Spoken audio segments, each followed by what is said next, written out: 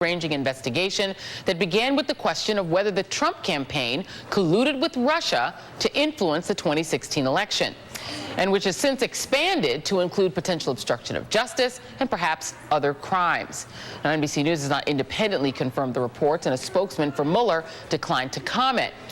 The indictment, though, has been sealed, meaning that we don't know who has been charged or, for that matter, what CNN or the Journal report that, CNN and the Journal report that an arrest could come as early as Monday. Joining me now is Paul Butler, NBC and MSNBC legal analyst. All right, Paul, what do you glean from these reports that it is a sealed indictment? Does that mean that the target would know that they are indicted?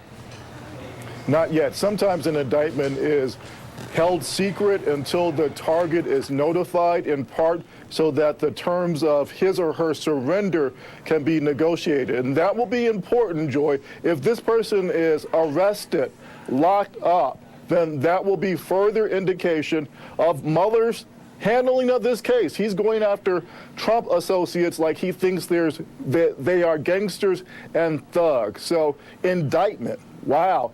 In prosecutor world, this is super quick. Mueller has only been impaneled since May. And so, again, this is a relatively stunning development.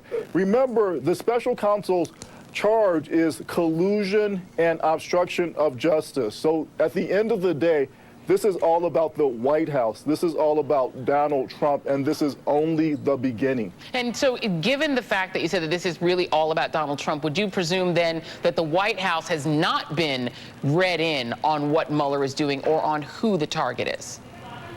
If they have, then that's another crime. So again, the Attorney General is recused from this investigation. So in order to bring charges, Mueller would have to go to the Deputy Attorney General, Rod Rosenstein, and that's where it ends. So a question is, how did this information come out? The grand jury is supposed to be secret, but if someone is being charged, their defense attorney is notified, and the defense attorney has no obligation of secrecy. So I think, there's no reason to think that this is leaked by Bob Mueller. From everything we know, he's conducting this investigation aggressively, but with the highest level of integrity. And I have to ask this because I think that it's the question that's on a lot of people's minds. What if Donald Trump were to respond to whoever it is that's being indicted by attempting to get Rod Rosenstein to fire Robert Mueller? Would that actually add to a charge of obstruction?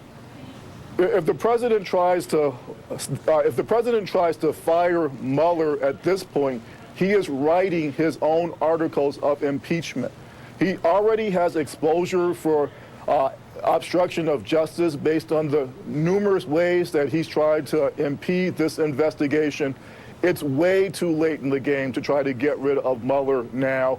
He ought to be trying to be very nice to Robert Mueller, because he's looking like he's going from somewhere to a subject of this investigation to a target of it. Interesting. All right, I want to stay right there, Paul. I want to bring in my panel: Naveed Jamali, MSNBC intelligence analyst and former FBI double agent; Sarah Kendzior, journalist and scholar on authoritarian states; David Corn, Washington bureau chief of Mother Jones; and Malcolm Nance, executive director of the Terror Asymmetrics Project. I'm going to go around the horn and start with you, Naveed. What do you glean as somebody who has been in the spy business? What do you glean from the idea that this early in the investigation, as Paul Butler just indicated, we already have a sealed indictment?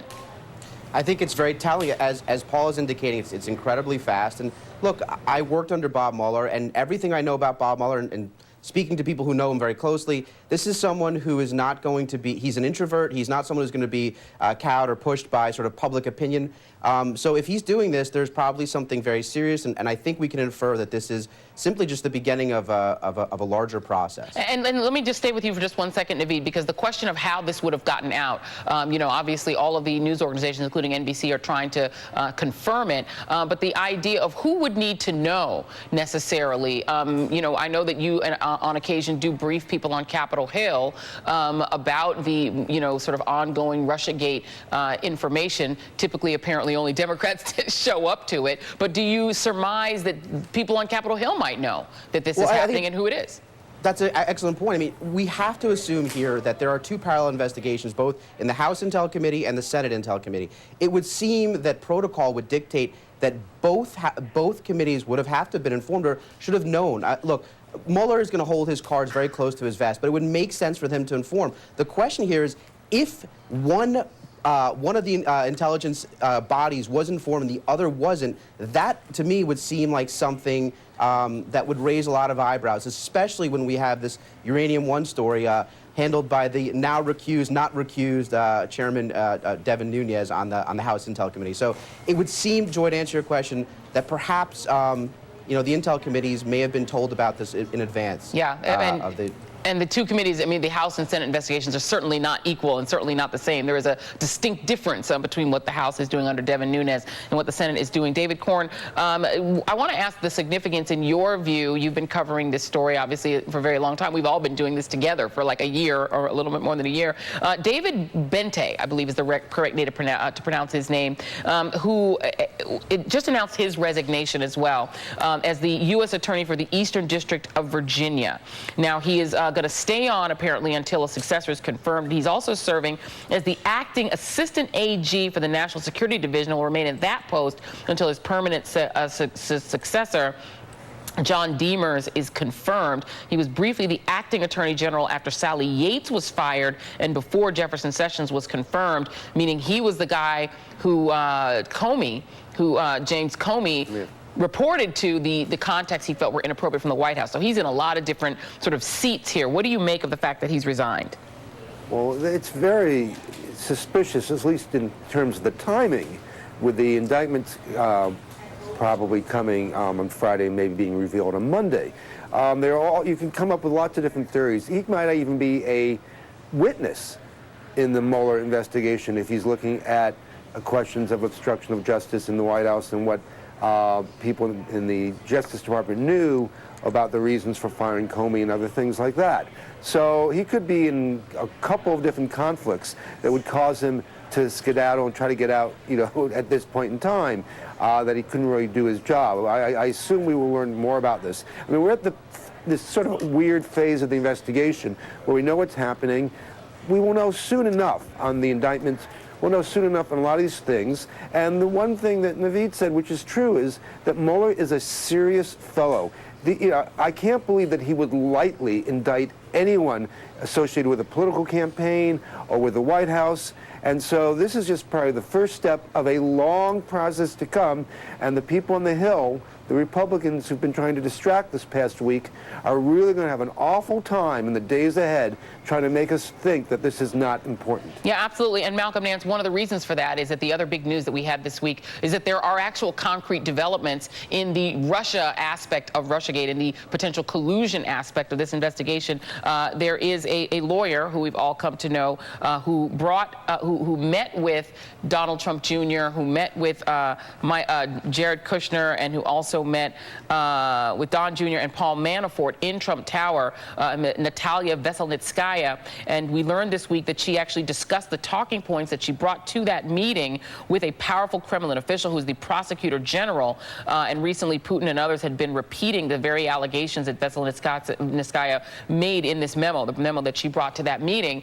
We've learned they're coordinated. And of course, that meeting was supposedly a proffer from the prosecutor general in Russia of dirt on Hillary Clinton. What do you think the significance of that development is in regard to this investigation?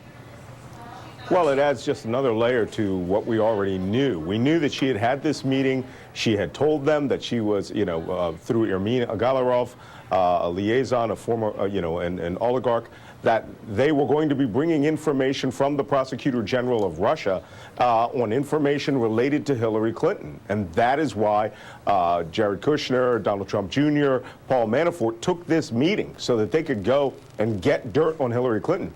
Now we're finding the backstory to that she had these communications, and the Russian side of this story is just, that much more fully known at this point.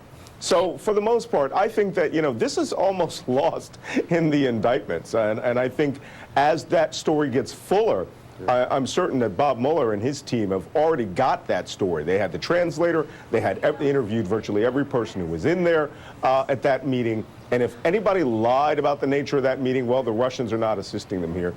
They are giving up more information about what they wanted. And this is interesting. One other thing.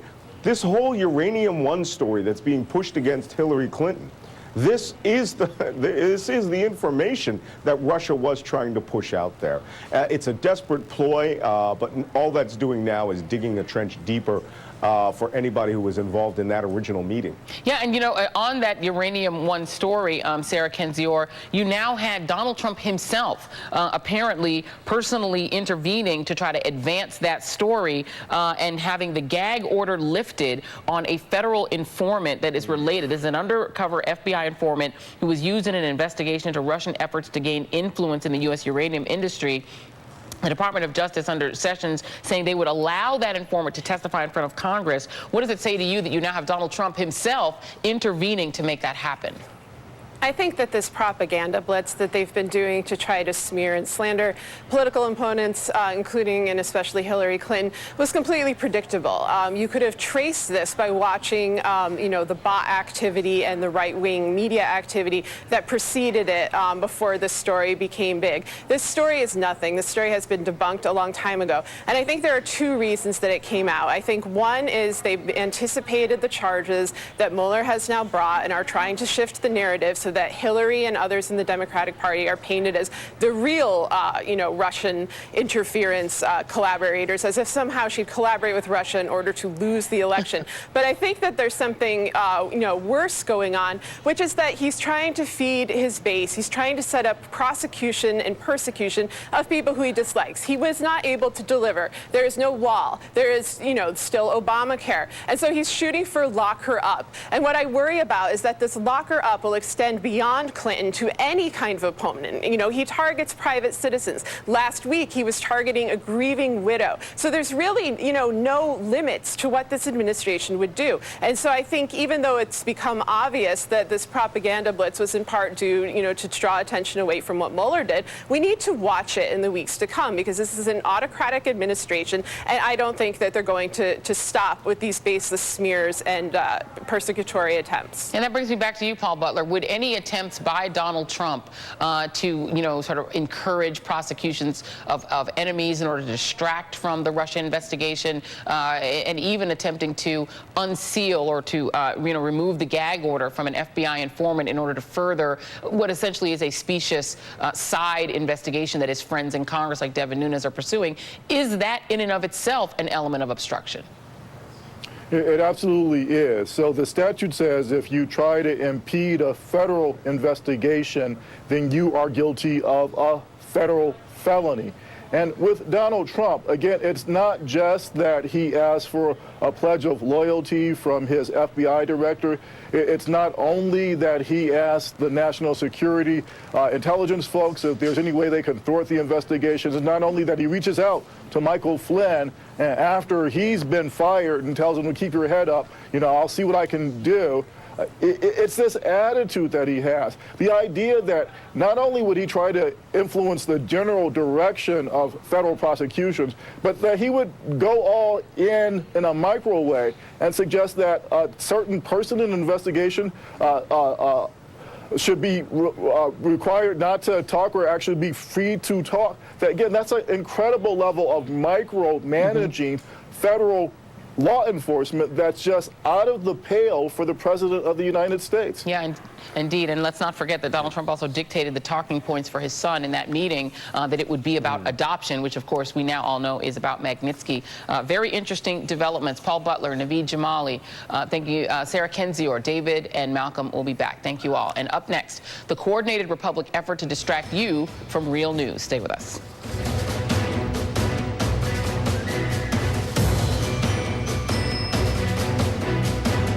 I didn't know where I was from